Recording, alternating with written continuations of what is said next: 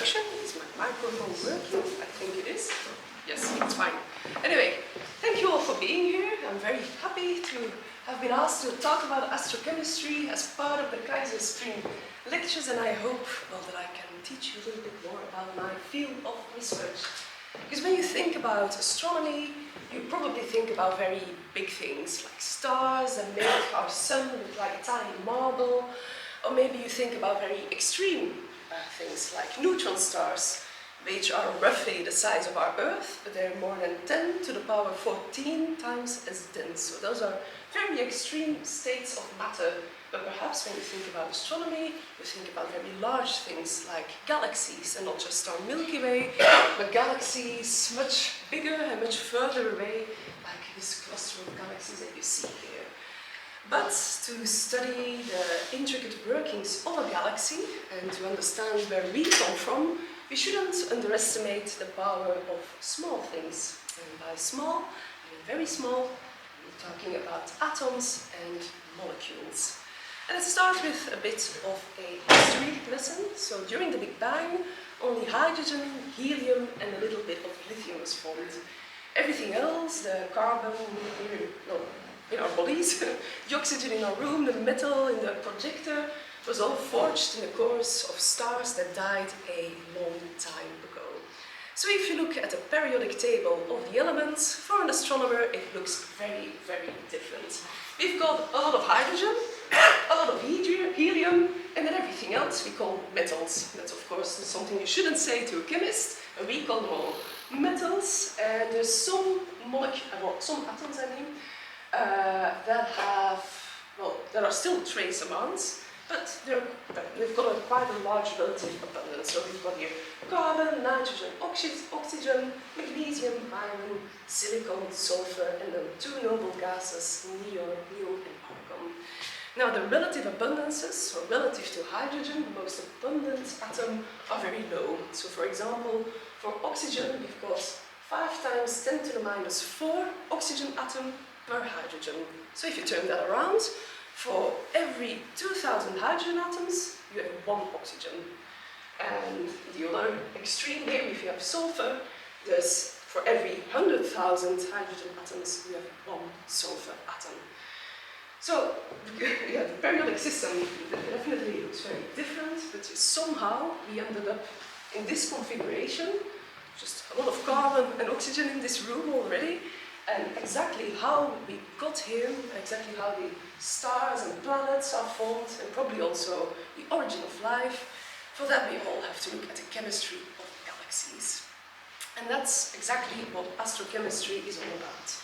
So astrochemistry is the study of molecules, so which molecules do we find in space and where, but it's not just a bit of stamp collecting. It's also a study of their formation and destruction reactions. So exactly how are these molecules formed, and also how are they destroyed. And by doing this, we can better understand how they influence the structure, dynamics, and evolution of astronomical objects. So we find out which molecules are where, how they're formed, how they're destroyed, and exactly how they affect the astronomical objects within which they are found. So that's a very broad definition, and astronomical objects is also a very broad term, and that's because we actually find molecules throughout the life cycle of a galaxy. And that's depicted in this figure.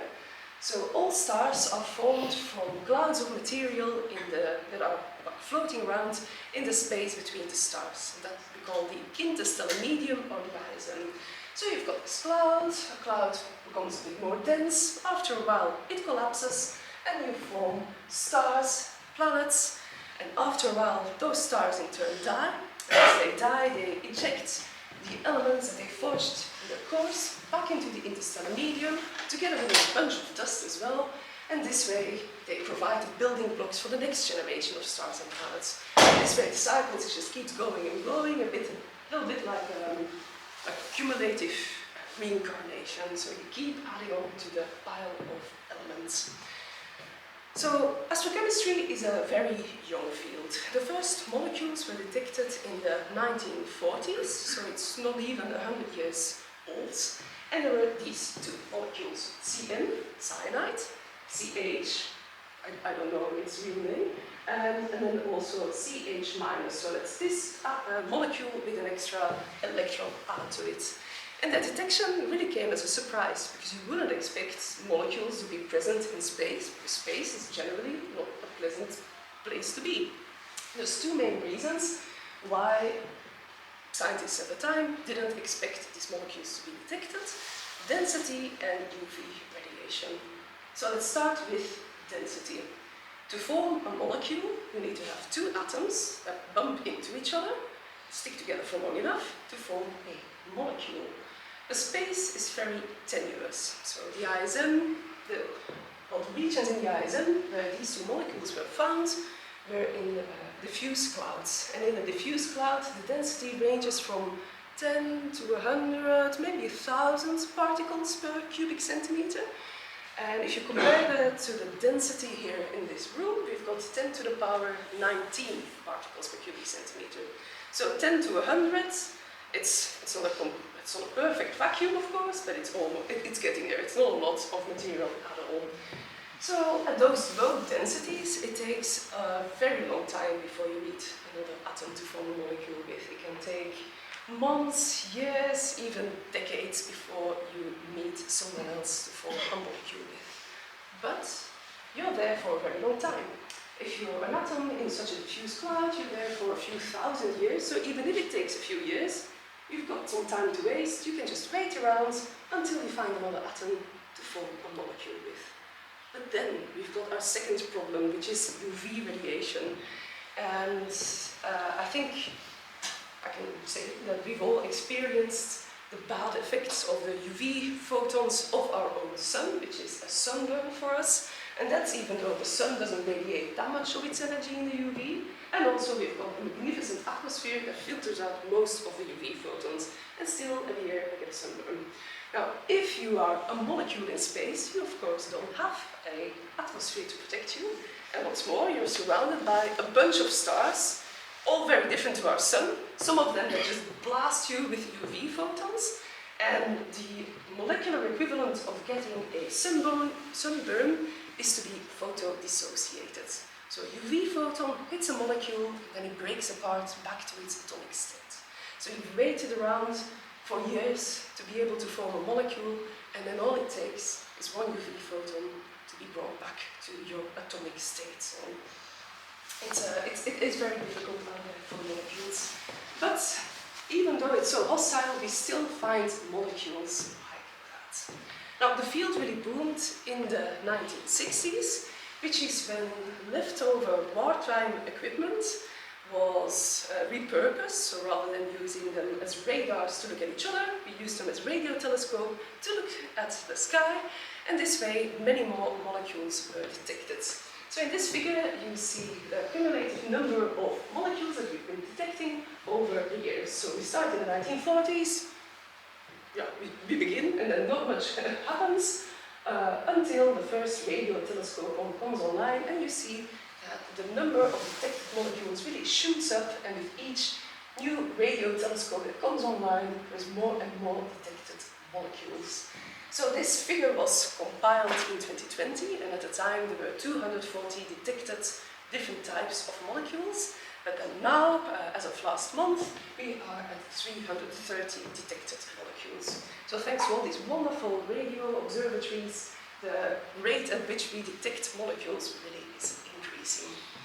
And the two main astrochemical radio observatories are ALMA, which is the Atacama Large Submillimeter Array. So it's located in the Atacama Desert in Chile, and it's an array of 66 radio telescopes that work together and then act as like one big telescope, because you can't make a very big one, so you need to play some mathematical tricks by building in an interferometer. And then you all, of course, also have the James Webb Space Telescope, which was launched a few years ago. So these are our astrochemical workhorses. Now, in this graph, I'm showing you the number of molecules and then the number of atoms on the x-axis. So you see that most of the molecules that have been detected in space are quite simple, 2 to 3 atoms. And there's a lot of molecules out there that we know, so CO, carbon monoxide, water, CO2 as well as floating around in there. The most abundant molecule in space is H2, because well, hydrogen is the most abundant atom, but then all the others are a bit more intriguing perhaps. And then as we go to larger molecules, we see that the number of detections decreases. So if we go around here, at number 5 atoms, we have, as an example, HC3N. And this is what it looks like. It is 3 carbon atoms in a row, with a nitrogen atom at one end and a hydrogen at the other. Now, if HC3N were to walk into this room, it would be hydrogenated in no time, because carbon really likes to react with all these unpaired electrons. But the conditions in space are just so that you can actually make such an, to us, exotic molecule. On Earth, it's quite difficult to make HC3N. Also, you wouldn't want to make it, it's quite toxic. But on space, there's regions where you can find HC3N very abundantly. Now, if we go to the other end of our graph, we've got the very large molecules, more than 12 atoms. And the biggest one detected so far is a buckyball, or Buckminster fullerene. So here we have 60 carbon atoms all arranged in a very stable sphere-like structure. So there's a lot of simple molecules, but as these new radio observatories are coming online, we're really filling out this graph and also detecting more longer and more complex molecules. So thanks to ALMA and JWST. So you might then wonder why go through all the effort, because well, JWST is very expensive, as you might have heard, and ALMA is also very expensive. Well, if you take a look at HC3N, you need to fulfill certain physical conditions in order to form a molecule like this. So the density needs to be high enough, because you've got 5 atoms and have to be able to find each other. There shouldn't be too much radiation, because then HC3N would be HCN or CN or just hydrogen, carbon, nitrogen. So the density and the radiation field need to be just so that HC3N can be formed. So if you detect it, you can really pinpoint the physical conditions in the region in which it is found. So chemistry is really a very sensitive probe to the physical conditions of where you find your molecules. And by doing that, by studying these molecules, we can pin down the physics of the environment, but then also say something more about its dynamics and its evolution. So chemistry is a bit like a thermometer or a density meter in space. And a very sensible question to ask yourself now, and you might have been asking it already, is how exactly do you detect these very small molecules? And the answer to that is spectroscopy. So I'll now very briefly introduce spectroscopy to you. So if you pass light through a spectrum, it gets, well, you see a wonderful rainbow. So the light is divided according to its different wavelengths, different colors. And if you then first shine the light through hydrogen gas, you see these bright lines in the red, in the blue, and in the almost purple. If you pass it through helium or lithium, you've got different bright lines at different locations. And these lines are called emission lines, and they are fingerprints of the specific atom in this case. So if you take a spectrum of something and you see these lines, then you know that helium needs to be there. And exactly why these emission lines are at specific wavelengths, that's because of quantum mechanics. So the lines that you see here are electronic transitions. So you're an atom, and there's an electron floating around you, and it's in quite a high energy state, or a high orbital. Then it can fall down to a lower energy state, or a lower orbital, and by doing so, it loses energy. And as it loses energy, it will emit a photon with a specific wavelength, or a specific color in that case. So, because of quantum mechanics, your orbitals can only be here, or there, or there. There's nowhere in between. So if you then know a little bit about the structure of your atom, you can predict where the spectral lines are supposed to be, or it's much easier to just measure them. Now a molecule, first, the electronic transitions require, well, there's quite a lot of energy in them, so that's why we see them in the visible and in the UV. Now molecules are not just atoms, there's like bunches of atoms, And they can also have these vibrational transitions. So the atoms within a molecule can vibrate around in different modes, as you can see here. So this guy, the top one is high, and the other one is just very enthusiastic. And again, the frequencies with which these vibrations happen are quantized. So you can vibrate this fast, that fast, but nothing in between. And as you go from a high vibrational state to a lower one, you emit a photon. But now the energy difference is much smaller, so you can see these vibrational transitions in the infrared mostly. And finally, another thing that a molecule can do is to rotate. So there's different rotational axes as well. And again, the rotational frequencies are quantized. You can rotate this fast, that fast, nowhere in between. So when you go from a faster rotation to a slower one, you get a little bit of energy, and this time the photon is emitted in the submillimeter, the radio regime. So when you take a spectrum of your object, of your star, you can find these electronic transitions, vibrational and rotational ones. So this is an example of such a spectrum of an astrochemical object. So you see loads of lines. The red lines were taken by a single dish radio telescope. So you see here, if you focus on the top bits, you see C3H, some HCN as well. But then if we look at the same object with ALMA, so a much more powerful telescope, much higher resolution, we see that there's many more lines, especially when we zoom in. So this here our y-axis went to 1, now we're zooming in at 0.2. And actually within the noise, there are many, many more rotational and vibrational lines hidden, and they are all associated with specific molecules. So again, for HCN, we have SIS, NaCN, which is quite funky. And you also see a lot of U's. Now those aren't uranium, those are unidentified lines. So these two spectra were taken in 2000, so in the past 25 years. A fair bunch of these unidentified lines have been identified, but we still haven't identified all of them. And that's just a very important point, that astrochemistry isn't just astronomical observations. It's not just looking at which molecules are where. We also rely on laboratory and theoretical chemistry. Because if we want to identify which molecules are where, we actually need spectra of these molecules. So you need to go to a friendly chemist who can then measure that spectra for you, say thank you, and we will identify your molecules. But then in the lab and also on our computers, we can measure how fast specific reactions are supposed to go at different temperatures. Reactions between molecules that we don't usually see. So you have to first sort of wrangle them into existence, and then you have to make them react, and then you can study the reaction kinetics of your chemistry. And this then feeds into computational modeling. So computational modeling relies on the fundamental data from the lab and from quantum chemical calculations, and it then uses this to make predictions. So you simulate your astrochemical environment, you predict which molecules you're going to see under these specific circumstances, and then you compare it to your observations, and by doing so you can really say more about the physics and the evolution of your object. So astrochemistry isn't just observations, it's also lab and quantum chemistry and computational modeling.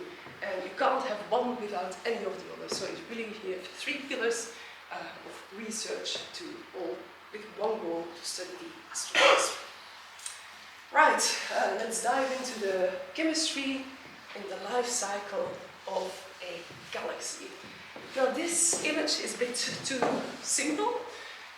In fact, we can distinguish two different paths, because the life and death of a star all depends on its initial mass or its birth weight. So if you have massive stars, those are stars with more than 8 times the mass of our Sun. When they run out of hydrogen in their core, they will swell up and become a red supergiant. And a very famous red supergiant is Betelgeuse in the constellation of Orion, which is very bright and very visible. You can even see it from Leiden city center. Of course, maybe not as nice as in this picture. And this big red one, that's Betelgeuse, a red supergiant.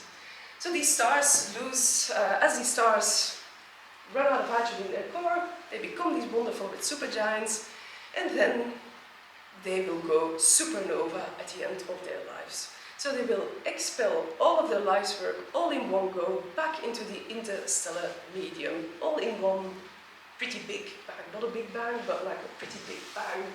And then the only thing that's left over is either a neutron star or a black hole. Now, in 1987, a supernova went off, and it's a very well-studied object because it was the advent of modern astronomy as well, or modern techniques. So here we see that these sort of an hourglass shape, there's this ring around it, there's a lot going on in the ejecta. And then another nice example of a supernova remnant is the Crab Nebula. That's a remnant from a supernova that went off in 1054, and that was observed by Chinese astronomers at the time. So after the supernova phase, we either have a neutron star or a black hole, and everything else goes back into the interstellar medium.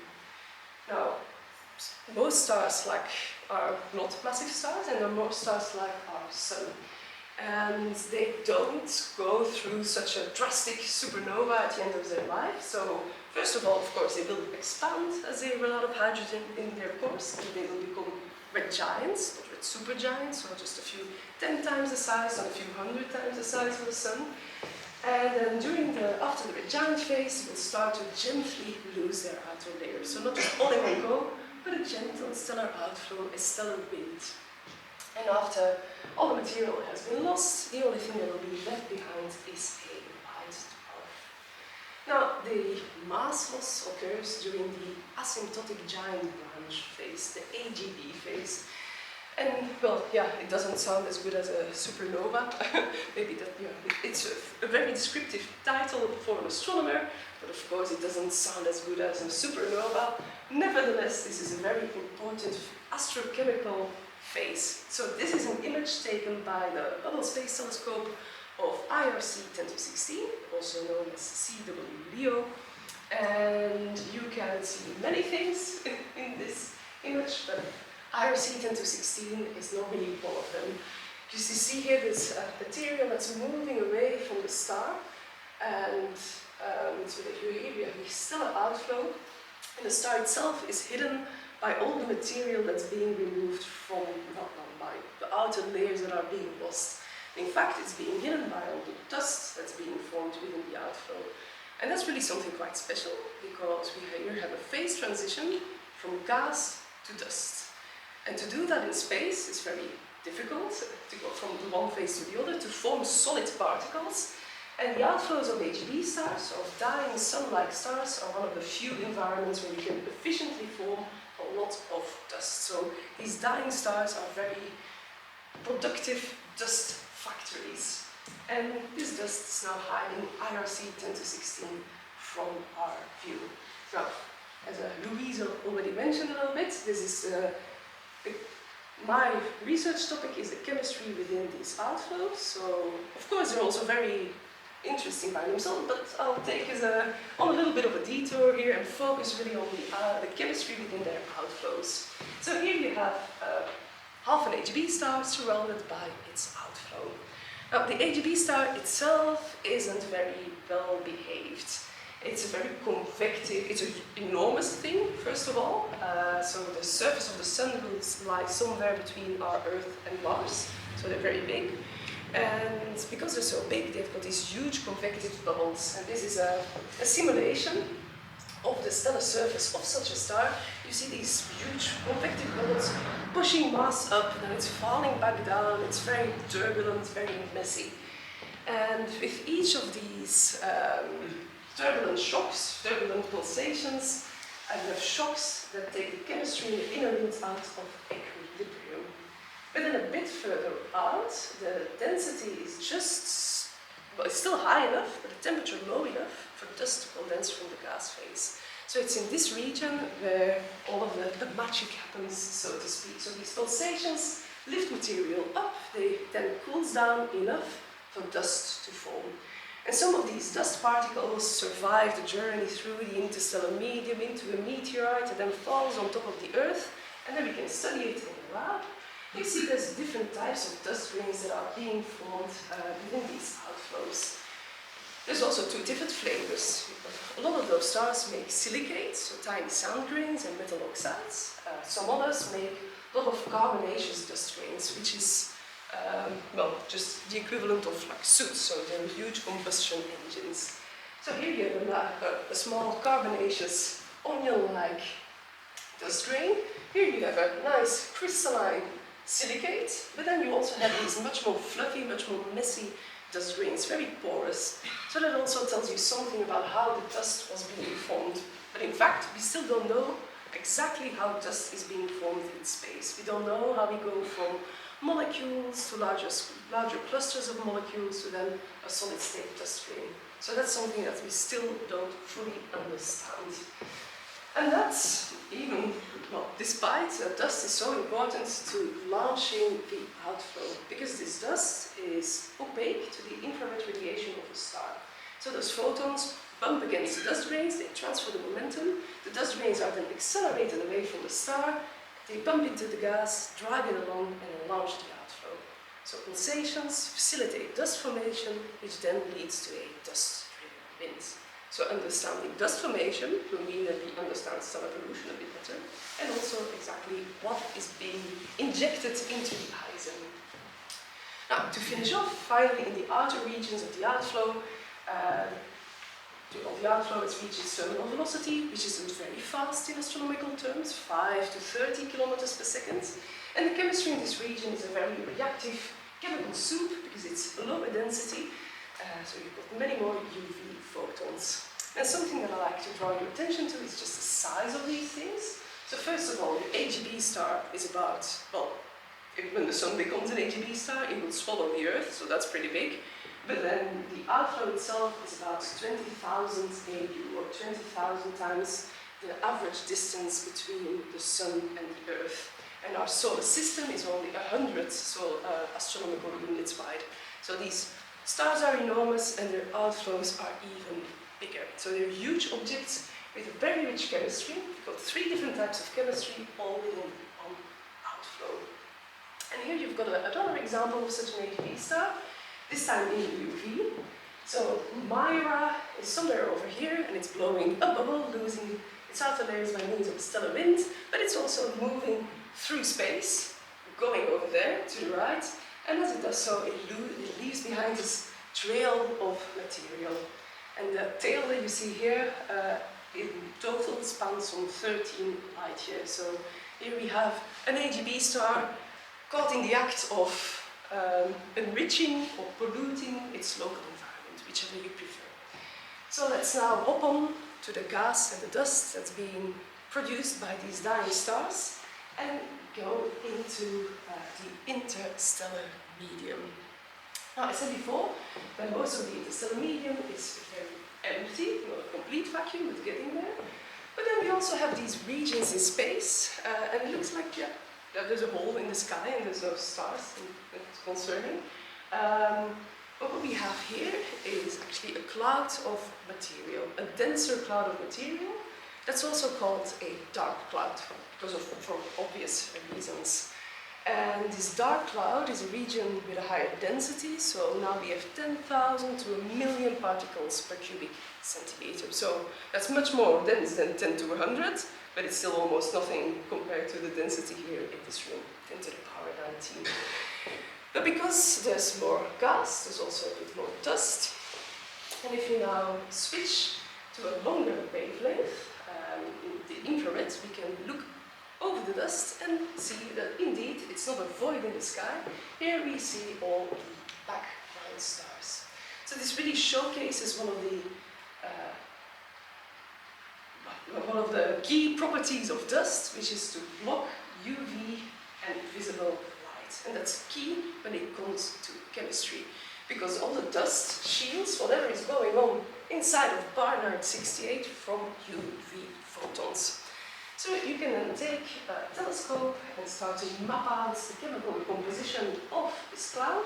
And here we have CO, so there's a lot of carbon monoxide all over the dark cloud. But if you then look at N2H+, it's only in the densest region, And CS is more abundant in the less dense regions. So again, by looking at these different molecules, we can really map out the physics of Barnard 68. Now, this dark cloud will collapse sometime soon, sometime in the next 10,000 years. And molecules play a very important role in star formation, because I mentioned before, they're vibrating, they're rotating, and by emitting all this energy, they're losing energy, and this cools down the temperature of your cloud. And after a while, the temperature will be too low to withstand the gravity of the cloud. So the molecules have radiated away all the energy, the temperature decreases so much that the only thing the cloud can do is to collapse, and as it collapses, it will form a new star, new stars and new planets within it. So star formation is, well, you need molecules to form your stars. So this dust has this property of dust to shield against UV photons means that we see different types of chemistry all throughout the atom.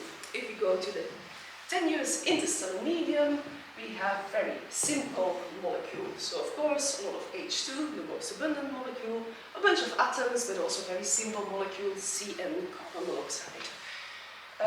Then, if you go to denser regions, we see that there's some longer molecules popping up and also some more complex ones. Well, anyway, we've got water here, we've got hydrogen cyanide, and H2CO, which is formaldehyde, but then also from funky molecules such as C4H. So that's again 4 carbon atoms in a row and then 1 hydrogen atom. That wouldn't, well, you can make it on Earth, but you really have to convince the molecule to exist. But it just floats around in these denser regions. But then we find even more interesting molecules. We find formic acid, so that's the molecule that makes bee stings sting. Then you also have ethyl formate, which tastes like rum and smells of raspberries. So that's what the interstellar medium smells like. And then you also have methanol. So that's the simplest alcohol. It will get you drunk, but it will also make you blind, so watch out. And, well, these are what we call them in astrochemistry complex organic molecules, because there's more than 6 atoms, and that's wow, super complex to us. Organic, because we've got a lot of carbon in there, and well, we know them from here on Earth and in chemistry class. And yeah, these comps are just floating around in the interstellar medium. And even though the densities are larger, you still really can't explain the abundances with which we see them just through gas phase reactions alone, because you do need a lot of things bumping into each other before you make something like ethyl formate. We again need to turn to our friends, the dust particles, because if you're stuck to a dust particle, well, the dust particle sort of acts like a local meeting place for molecules. So here you have a CO atom stuck onto the dust. The light spheres, they're little hydrogen atoms, they're zooming around because they're much more light, so they hop around. And while I've been talking, methanol is formed. How wonderful. So hydrogen arises from the gas phase, here another CO, you make HCO, two, squeeze, two, okay, right, great. So hydrogenation in all directions. And even though they're much more heavy, they can still move around, and they slowly, these two radicals, meet each other, and I think that's glycolaldehyde. So 2 HCOs meet each other. Wonderful. Great. Now we wait for a few more hydrogens. Oop. And another one. Hey. Here we go. Tiny dog. That's a new moment. Ah! Okay. Observe. But wait, okay, something's going to happen. Namely, a UV photon hits our methanol, it knocks over hydrogen, now we create another radical, and then they can meet each other again. So this does take quite some time again, but we've got to speed up, we don't have a million years. So over time, your dust grains become coated in these ices, we call them, including complex organic molecules, and as your dust grain becomes part of a star-forming region, it gets heated up, and this way all your ices are evaporated back into the gas phase, and that's how we see them. So we need our friends, the dust grains, to both shield against UV lights, but it also forms a very good meeting place to overcome the density problem, so to speak. So our cloud has collapsed, the molecules have decreased the temperature, maybe a supernova went off in the distance to give it a final push, and we are having, well, the stars are being formed.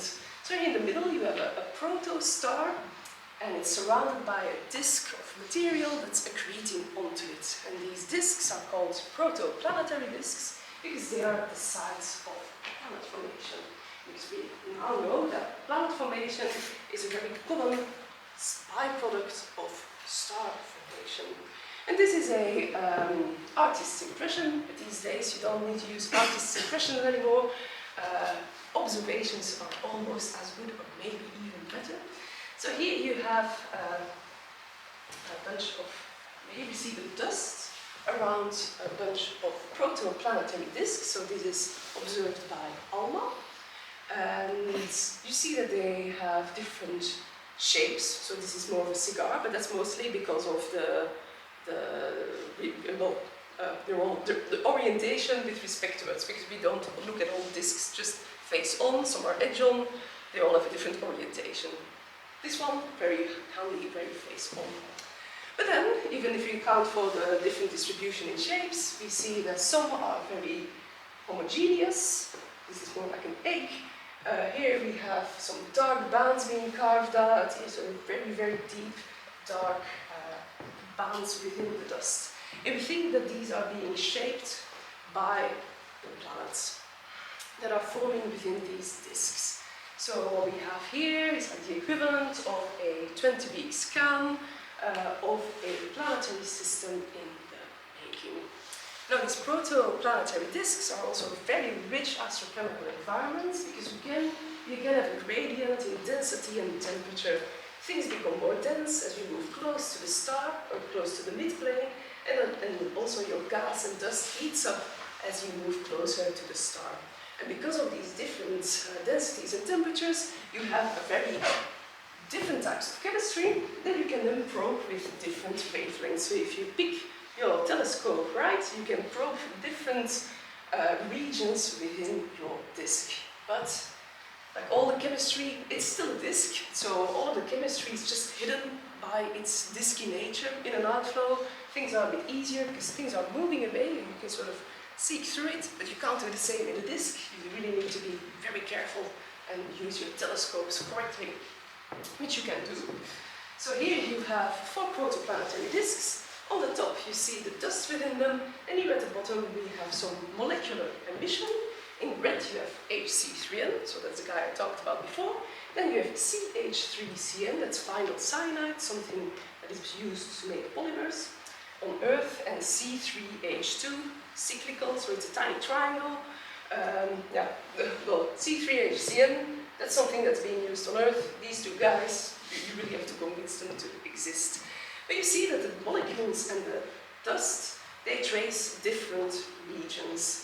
So by studying which molecules are where, how they're formed and how they're destroyed, we can try to figure out which sort of planets are being formed within these disks and what sort of atmospheres they would have. So by studying the chemistry, we can figure out what sort of planets would be formed around these young stars. So after a while, we will have a planetary system.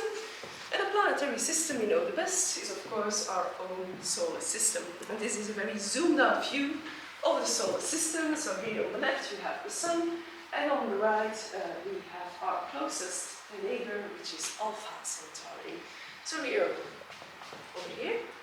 And besides the planets, there's also a bunch of leftover material. You've got the asteroid belt between Mars and Jupiter. Then you have the Kuiper belt at the edge of our solar system, and surrounding it all is the Oort cloud. And these asteroids and Oort cloud objects are thought to be, well, like they're leftover material from the disk from which we are formed, and they're also a bit more pristine than us because, well, a lot has happened on Earth and on Mars as well. And some of these objects come and visit us every once in a while. An asteroid can fall on top of the Earth, and most of the time that's fine. Sometimes all the dinosaurs die, so that's really a bit hit or miss. But we also have more benevolent visitors, and those are the comets. And these comets fly past every once in a while. They come all the way from the Kuiper belt. And in 2014, ESA had sent a mission, the Rosetta mission, to go look at 67 Churyumov-Gerasimenko, or 67P. And this is a picture taken of the comet's nucleus. So comets are usually described as a dirty snowball, but that's a ball. That's more like a rubber duck or something, two things sticking together. That already tells us something about the region from where it was formed. And then here you have these bits like emanating away from the nucleus, and this is actually gas. So the comet itself is being warmed up by the sun, and this way the ices on top on the surface are evaporated off the comet, and that's the lines that we see over here. Now, a sequence of images that I very much like is this one. So here we have the surface of the nucleus. We've got a cliff that's some 20 meters high.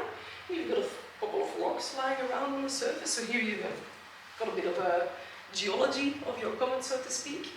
Then all the stripy things, those are cosmic rays hitting the detector, but then you also have the fluffy bits floating around, and that's a bit like snow on top of your comet, well, the nucleus of the comet. So here you have the geology and the weather on top of a comet, which I think is pretty cool. Now, Rosetta really sniffed out all the gases that were like evaporating off the nucleus, and it found a zoo of molecules. So you have ammonia, you've got poisonous ones, the very smelly ones with sulfur, quite exotic ones, like very long complex organic molecules, lots of alcohols as well. But the king of the zoo is glycine. And glycine is the simplest amino acids. Amino acids are proteins that are essential for life on Earth. So the simplest protein has been detected on a comet, where it was formed purely by astrochemical means. So a protein being formed in space, and this sort of feeds into one of the theories about the origin of life, which is that it has an extraterrestrial origin.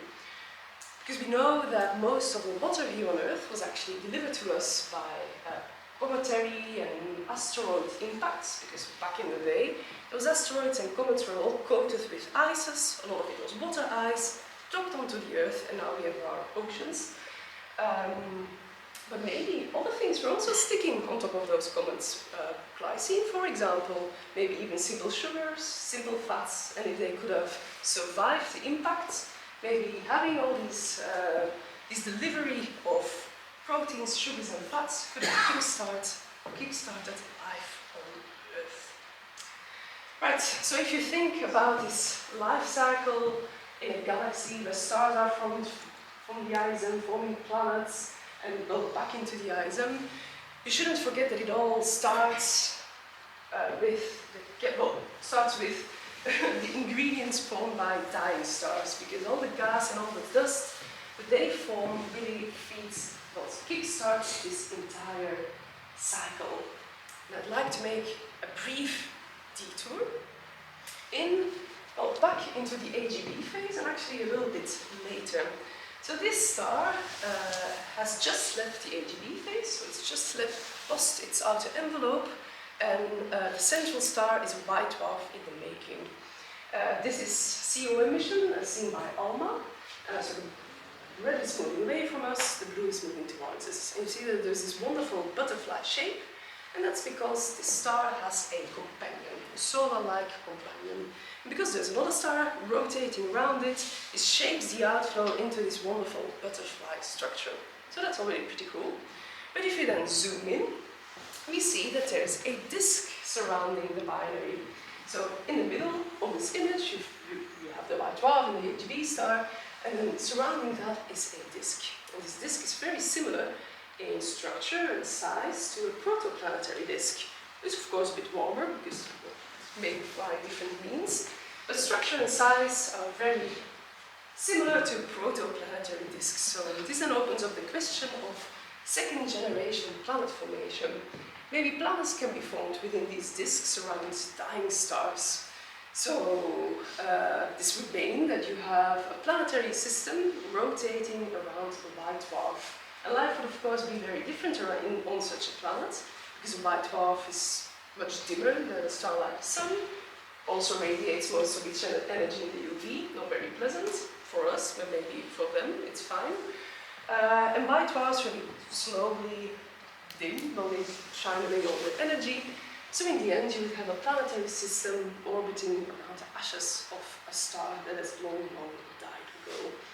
And maybe that's also in the future for us, because even though our Sun doesn't have a stellar companion, we do have a massive planetary companion. We've got Jupiter. Maybe Jupiter is massive enough to create such a disk, and this means that maybe, we are part of the first generation of planets, and then maybe afterwards, after the AGB phase and all of the art and patati patata, there might be a second generation of planets also for our Sun. So if you go back to this picture, maybe we have to add a little offshoot.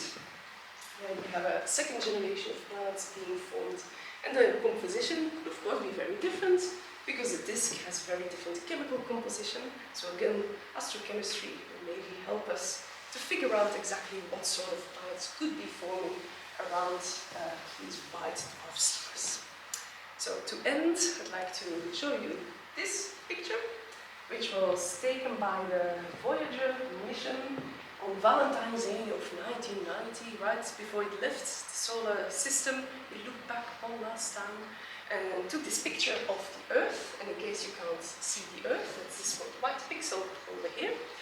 And this really is a group picture of all of humanity, because everybody who was alive at the time is in this pixel, but also everybody who hasn't been born yet, because all the material that was necessary for us to exist, it's all there in this one pixel, and all brought to us, or brought in this one pixel by a cycle of physics and chemistry, and somehow we are all here. So, thank you for your attention.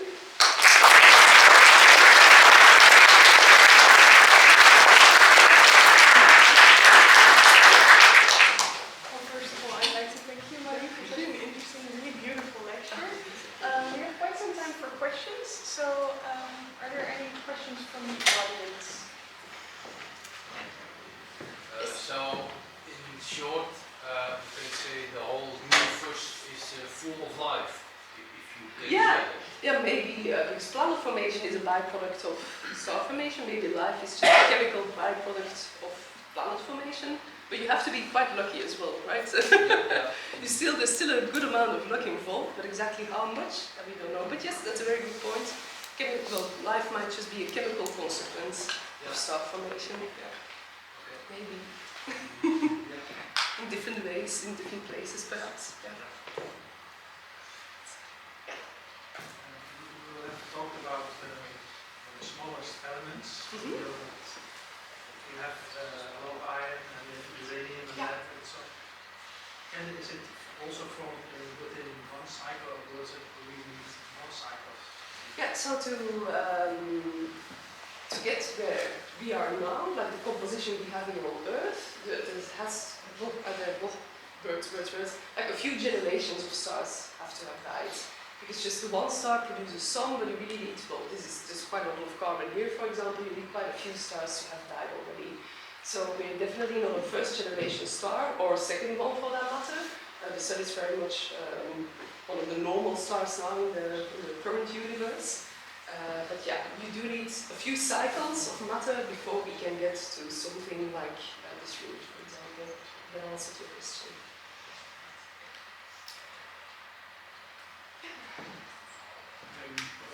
About those amino acids, is it important that there's a potential source of amino acids via this material influx?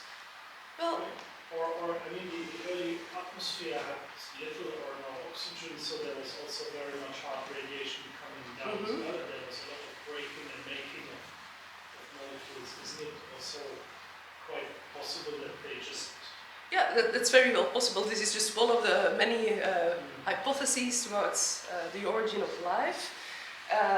But it has some corroboration, as in you've got this life suddenly started and then really exploded as well, so that maybe it could have been because there were a lot of impacts, this or that, but yeah, it's just a tiny molecule, maybe it wouldn't survive the early Earth, which was indeed not a very pleasant environment to be in, because you've got this rich, like primordial soup that was floating, well the oceans were just a primordial soup, but who knows, maybe it could have helped. If water comes from the Earth, from space, maybe. Well, but yes, there's many ways to which you can arrive at life on Earth, but this is more of the astrochemical way, let's put it that way. I don't believe in any particular strain, let's put it this way. So these early proteins, were those only glycines or were there also other amino acids in these? So the only amino acid that has been detected so far was glycine. So that's the most complex molecule detected so far, and people are really looking for sugars, for example, in the interstellar medium, and we've got the precursors to make these sugars, but the simplest sugar hasn't been found yet. Because it also becomes more complicated as your molecule grows. So if you have, because then you've got many more atoms and your energy can be redistributed in many more ways. So all your rotational and vibrational transitions will be much weaker. So you need a better telescope with a higher resolution to really find those few photons. So just redistribute your energy over more wavelengths, so to speak. Yes. Yeah, about the abundance. It started out with hydrogen and zero complex molecules, but then it increased. And I wonder, where are we now compared to the longer period? Will it go on? Is leveling off, or very complex molecules, will that increase? Well, the rate. The rate of forming. The rate. So these complex molecules are always mostly formed in the interstellar medium, and when you're forming your planets and you're forming your stars. So that's more on the star formation side. Yeah. So yeah, if you have more carbon, you will more carbon, more reactions. But then there's also a second side to your question, because well, the sun will make more carbon, and those stars will make more carbon. There's younger stars around as well. So after a while, well, yeah, how does it end? I don't actually, I should look into that. I really should have prepared for this question maybe, but I don't know off the top of my head. But yeah, you increase the metallicity of the universe, more and more heavy elements.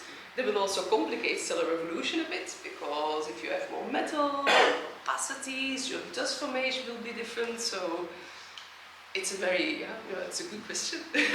Because we know that these younger stars, when they burn so many metals, then how do they form dust? We see that they have dust. How? And then in the future we will have a different problem, perhaps too much dust. I don't know, maybe they won't live as long. Yeah. It just keeps going. The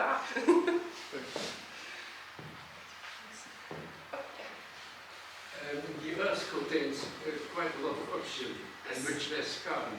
Do we understand where the carbon went? Haha. No, it's just that's it's just where did the carbon go? No, you form by like stars and so all these stars dying, etc. You form much more oxygen than you do carbon.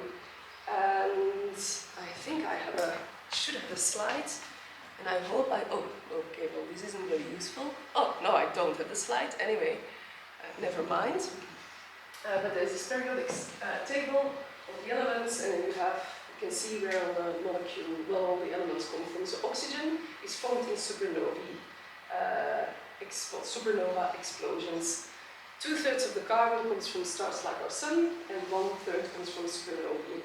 So even though there's not as many supernovae as there are H.D. stars, they're much more efficient at producing oxygen. So yeah, there's really a sequence in the abundance of the elements, and that's all set by nucleosynthesis in the stars itself. So there's more oxygen and carbon just all over the place. So that's why.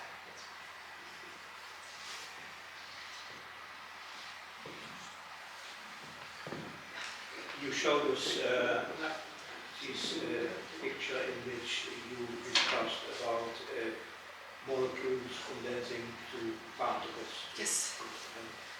are these conditions you could replicate in yeah. laboratory? You can, if you have a lot of money, which I don't Professor, you have great, yeah. But there's a group in Spain where they built a AGD outflow in a lab. So it's a big tube, and it's specifically for the carbon-rich type, so forming all the carbon atoms. And then they can really follow dust formation from the stellar surface to where it's ejected into the ice, but that requires a lot of effort, and yeah, it's very difficult to do. So quite a lot of money. There's different ways where how you can study it. You can also use observations, so you have a guess on which molecule should go into dust, and then you see if you can find them, and you're like, oh, they're only close to the star, and then they're gone. They're probably going into dust, and then you can also sort of measure the composition of the dust. We know roughly what it's like. It's just a bit more difficult than a molecule. Molecules are very, just one line, but the dust is a broad feature. So we do know the composition of the dust, but exactly how we go to the lab, turn into observations for a lot of chemical modeling as well. But then you need to know lots of chemists as well. The images you showed from dust particles. Yes. Are these from the lab or? So they were. Oops. There we go. So these were retrieved from meteorites. So like a lot of the inside meteorites, you still have some circumstellar and interstellar dust grains, so then it hasn't been processed yet into a chunk of just rock. And then you can also, actually, sorry, that was your question, in situ measurements of dust grains. But then you need to be lucky as well to find them. And this stuff was not molten up during the impact? No, so it's inside of the meteorite. Inside, Yeah. in some kind of pocket? In some kind of a pocket, and it's all protected by everything else around it. Yeah.